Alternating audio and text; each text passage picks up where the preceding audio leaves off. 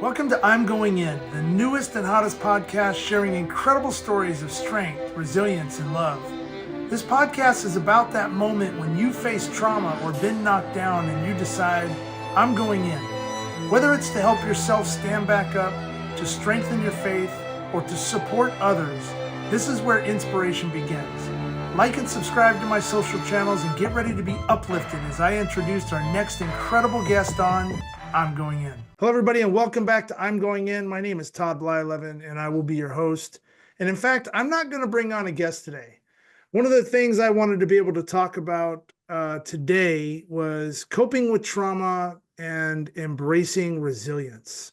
And where this stems from is, as many of you know, my story of October 1st, 2017, of being the most traumatic event in my life and what I went through, not only at the event, and you can always go back and look me up, go on my website at toddblyleven.com and watch the videos and check out the story.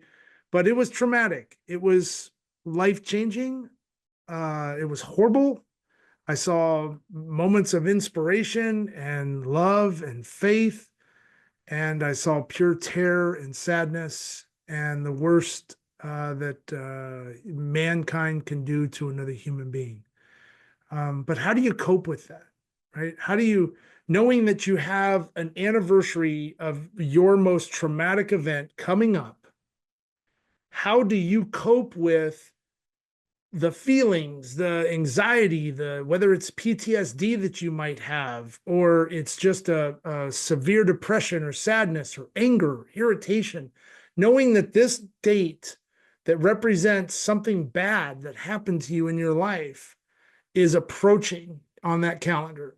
It might be a day away, it might be 3 weeks away, it might be a year away, and you're just counting down those moments, not wanting that date to come back, but it is. And so how do you cope with those when it comes to the significance and the emotional weight that carries, the heightened anxiety, leading up to the anniversary?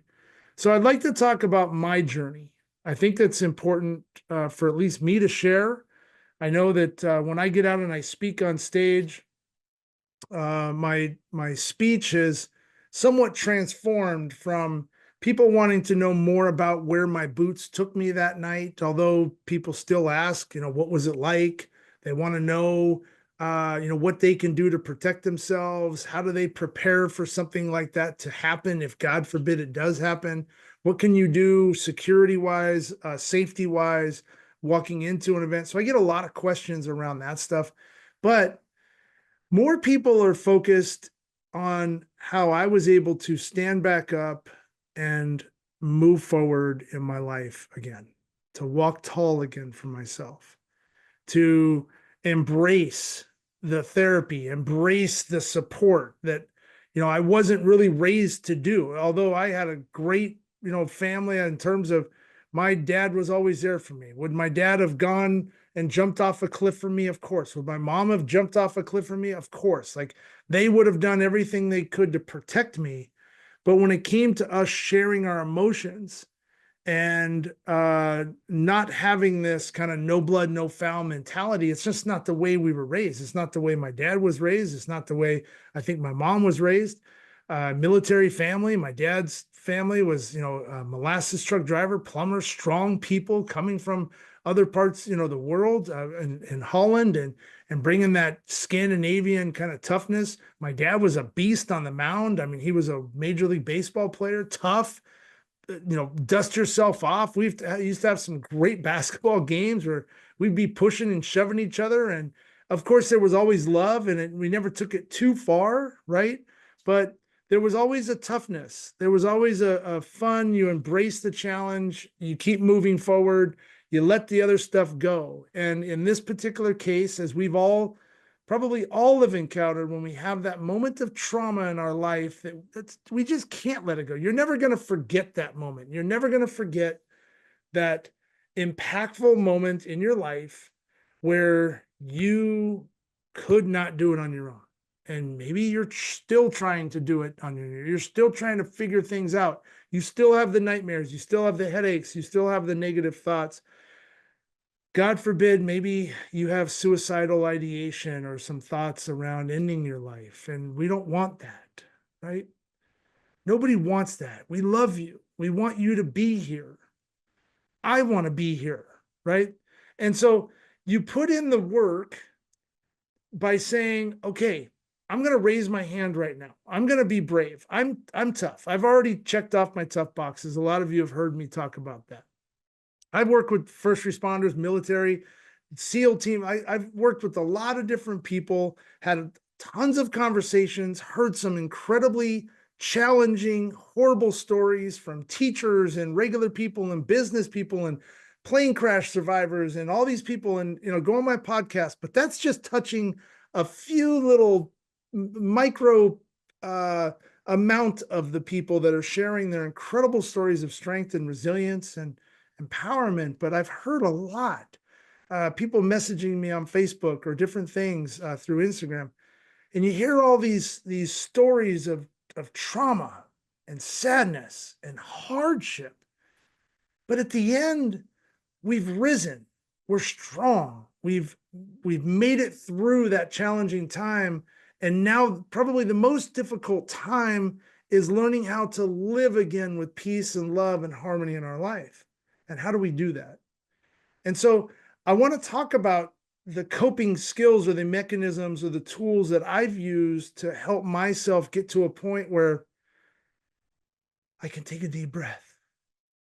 I can calm myself. I can appreciate where I'm at. I can embrace the beauty that is outside my window right now. I can love. I can feel the just life around me. And I get chills thinking about how beautiful it is. And how all the drama that goes on in our lives, it's insignificant to the traumatic event that I went through, probably what you have gone through. We've lost loved ones. We sometimes get in the way of our own remembrance and our own tribute to remembering those that have lost their lives or that have passed, hopefully peacefully in our lives, because of our own selfishness, our own anxieties, our own will to try to get through it. The sun's going to come up tomorrow. It's all going to be okay. You're not the only one that's ever experienced this. Why are you acting this way? Why are you saying things like you're hurt? Or I don't want to hear your sadness. All these things that are so unempathetic and so, I don't know if this is a word or not, uncompassionate, not non-compassionate towards our fellow neighbors, our friends, our loved ones. And so it's my mission, and I'm growing in strength in this. It took me a while to get to a point where I could understand really what I want to talk about, how I feel like I can help people in need. And I'm not a doctor. I'm not a therapist. I'm just somebody that has experienced traumatic events in my life. And I'm in a place where I have peace and love and harmony in my soul. I'm extremely faith-based, as most of you know that follow me. And I have this absolute deep connection, instant connection, bonded at the hip with God and Jesus and all the angels above. And I know where I'm at. And I know that one day when I pass, I'm going to look God and Jesus in the eyes. And I'm going to be embraced. And my wings will unfold and I will fly. And I know that. I believe in that because I went through the hell down here. I said yes. I've been guided to learn more about my anxiety, how to cope with things. So I want to share that with you. I want to talk about how the last 3 weeks leading up to October 1st, which is the anniversary of the mass shooting in Las Vegas where I was at, 2017, we had their 7-year anniversary this past few days ago. and what that's like. So my anxiety really starts to come up around September, beginning of September, believe it or not. It's not just doesn't happen the night of. I really start to feel things 3 weeks, a month out. I start losing sleep. I have insomnia. I call it my spidey senses. Okay. And I'm going to talk about this a little bit on what I refer to as trauma mapping. You can look up different things online about this. I've tried to really invest a lot of time into learning more about my anxiety levels and when I start to feel things. Where am I at? What am I doing? What kind of stress do I have on myself? I've really tried to be a student of my own feelings and anxiety levels. And I call it my spidey senses of when I feel like that trauma, which I view as a sphere out here. And so for those that are just listening, I'm shaping like a sphere in my hand to the camera to make it look like this science, the sci-fi type ball that's out in front of you floating about, maybe a couple feet out in front of you, maybe 10 feet, depending on how well you have a grip of your anxiety, but that's your trauma, right? That sphere represents the trauma in your life, the bad stuff, right? That's happened to us that we didn't ever want to go through. Maybe it's self-inflicted, but it happened and it's there and you can't forget it. That trauma is not going anywhere. It's in a steel case ball thing and it's floating and it's out in front of you and there's your trauma, right? And so as you go through these experiences in your life, you're going to start to feel maybe irritated, anxiety.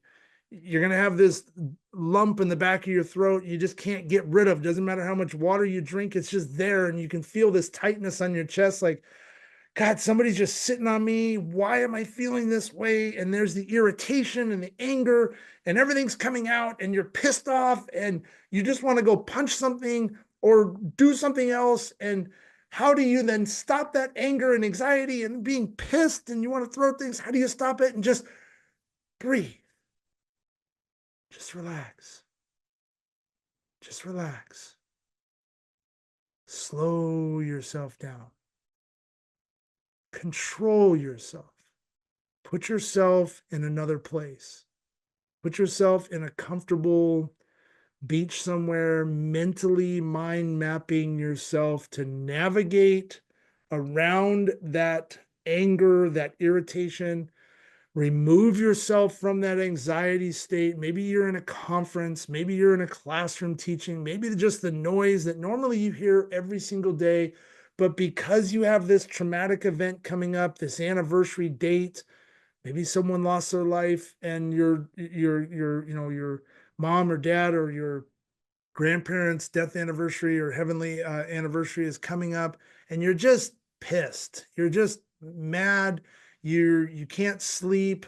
In my case, it was the mass shooting. It's everything that I see. Now I'm seeing it over and over. The time when I held the woman in my arms and she passed, and that's 3 of those poor souls.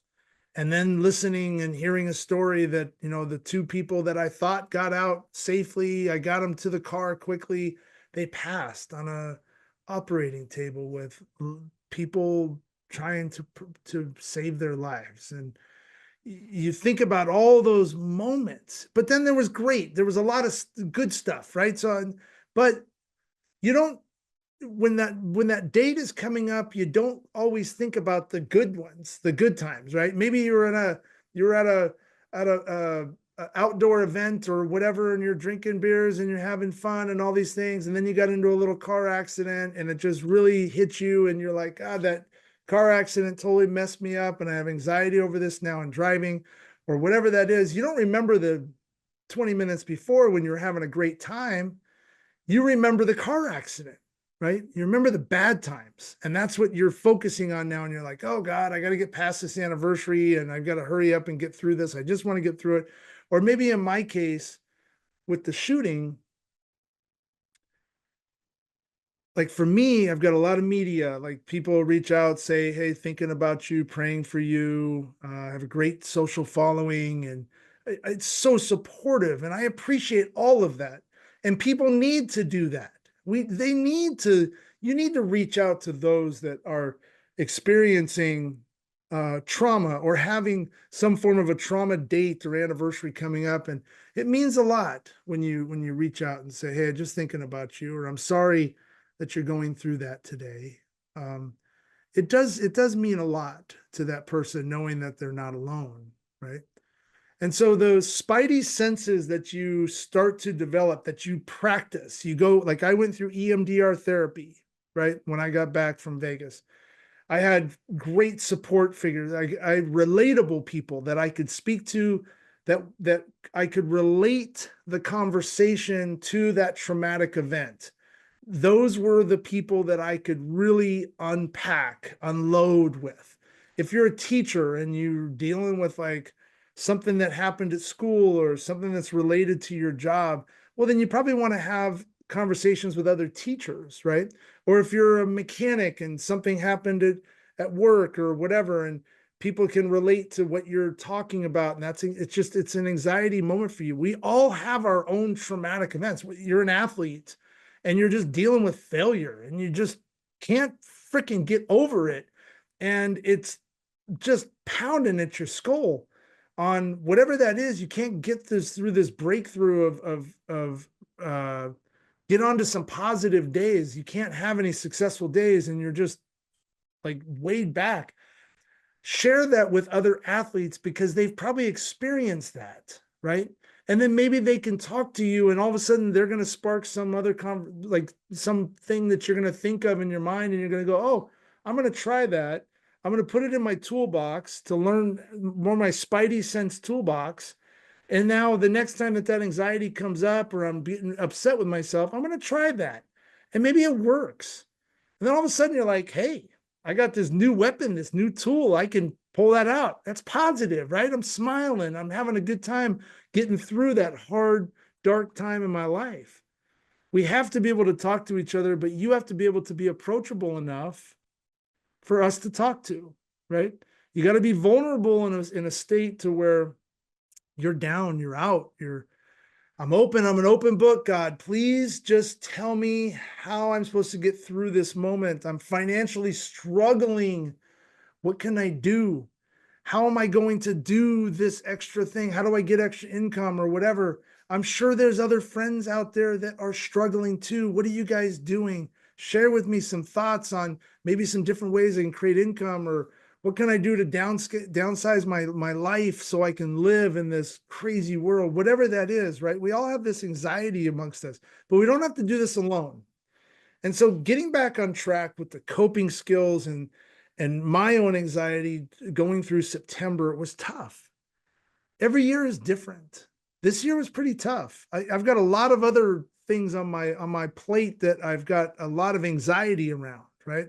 I have difficulties going on around my life. And it hasn't been easy. And so you feel like, okay, the weight of October 1st coming up for me, all right, if I've got like a squat bar on my shoulders, right? Okay, I've got 245s on there. Yeah, I can feel it. It's pretty heavy. But then I've got life. I've got some other things. Okay, there's another 35, another 45 pounds. All right, I'm pushing. Okay, I'm still able to, I can stand up. I'm balanced. Now I've got other things that are popping on, and oh my God, how am I going to lift this? I can't go down. Okay, I can stand up. I can hold the weight. I can hold the weight. And you find out more about yourself and your inner strength on how to hold the weight, but you can't move forward with the weight. I can't squat the weight. I can't get it up. It's too much, right? I can't do it on my own. All right, help. I want to go down. I want to go down. Okay, I need some help. I need Dave. I need Woody. I need my pals. Come on, guys. Help me out. Get me through this. All right, let's go down. Come on, let's lift. Everybody's lifting together. Okay, all right. Take off that 45 pound. I can't deal with this right now. How do I do that? Well, when you're in that anxiety state, take a break. If you can't concentrate at work and it's due to what's going on, because your mind's just constantly racing on that anxiety moment, that trauma is way back here now. That's fear. When you start to have insomnia, when you start to like feel the back of your throat, when you feel like someone's sitting on your chest, when you're feeling that anxiety, when you're feeling irritable or angry, that's fear now has backed up and it's sitting on your shoulder like a parrot. and a little arm comes out and it's literally like or a boot, and it's kicking you in the back of the head. Hey, remember me, remember me. You need to practice now how to stop what you're doing. Take some of that weight off in that instant moment. It's got to be instant. If I'm out at an event and I just can't deal with the noise, I need to go into the bathroom because bathrooms are normally quiet, right? We've all been there, go to a concert or go anywhere, and you step into the bathroom, if there's noise outside, unless they have music playing in the bathroom, which usually it's more soft, but that's soothing too. But generally bathrooms are pretty quiet, right? And so I can go into the bathroom. All right, I can control my breathing. I can bring my anxiety level down. Just the 2 minutes of being able to do that and exercise your ability to control the trauma that's sitting on your shoulder. Take that deep breath. I did that example earlier here a few minutes ago where I was like, all right, I'm pissed, I'm angry, what's going on or whatever. Breathe. Relax. Just relax. I promise, if you relax and you embrace what's outside, you embrace the beauty of a butterfly floating in the air. You embrace life. You embrace the good things. If you're a grandparent, think about your grandkids. If you've got kids, think about them as little kids. That's the greatest time, right? When they're little and they rely on you and you're able to like go down and touch their little chins and hold their little fat fingers and all these things, right? It's a beautiful, beautiful time in your life, regardless of whatever anxiety and everything else and all the weight that's stacked up on that bar and everything that you have in your life. Those moments of love and glory and peace and harmony, they like just crush the anxiety, right? It's like a kryptonite and it just pushes it back. And that's all we're trying to do is learn more about how our environment, what we step into when we do have anxiety. And I'll raise my hand. Hey, I have PTSD. I have anxiety a lot of times. I'm not all put together on the inside and great and everything else. I combat it every day with my ability to be able to put myself in a peaceful state of mind. So September, I'm got anxiety, all these things. I feel like, you kind of go in these waves where some days it's fine. I'm good. I don't even think about it. And then boom, there it is again.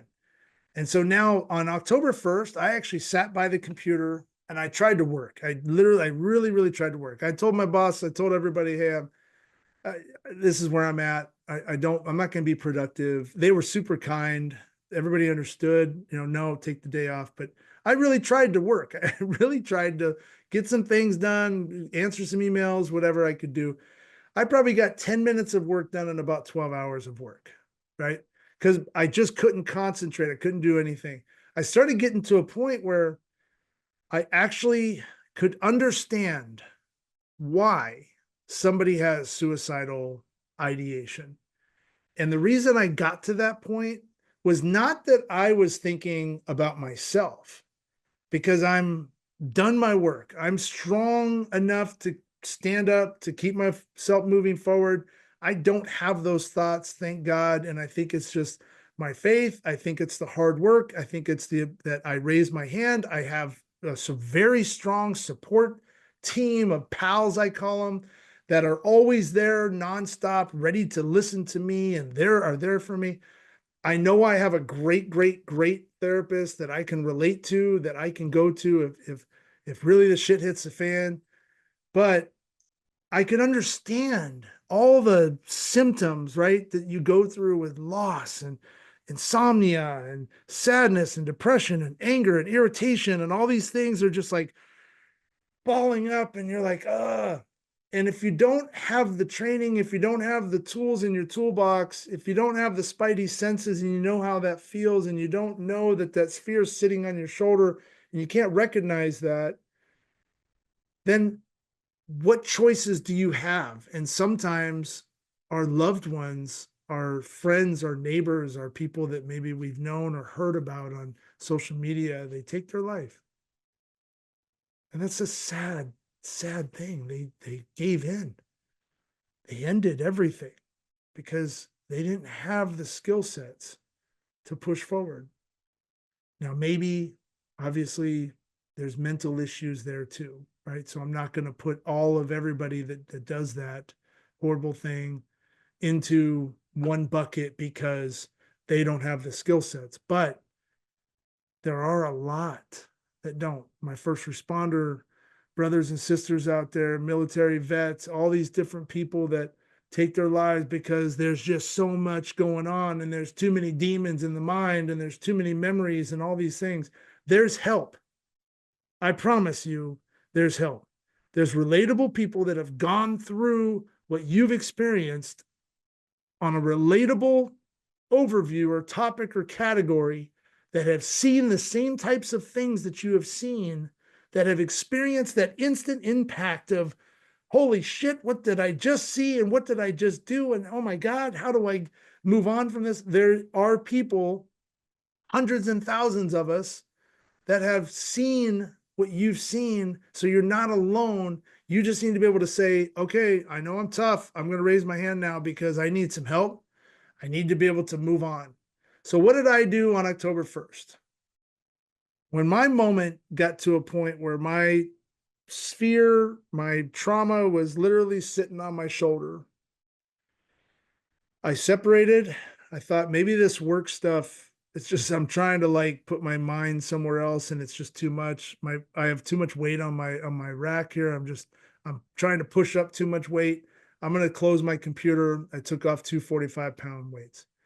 I'm going to just watch a movie. Maybe I'll just go and watch a movie, escape from reality for a little bit.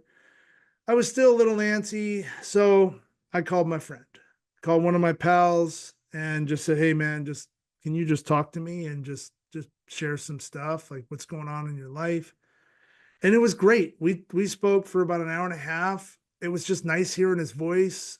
He asked how I was doing. I told him, I'm just in a little bit of a different place. Like this year is kind of hard. He had some words of encouragement. I ended up talking to another buddy of mine. Next thing you know, it's nighttime.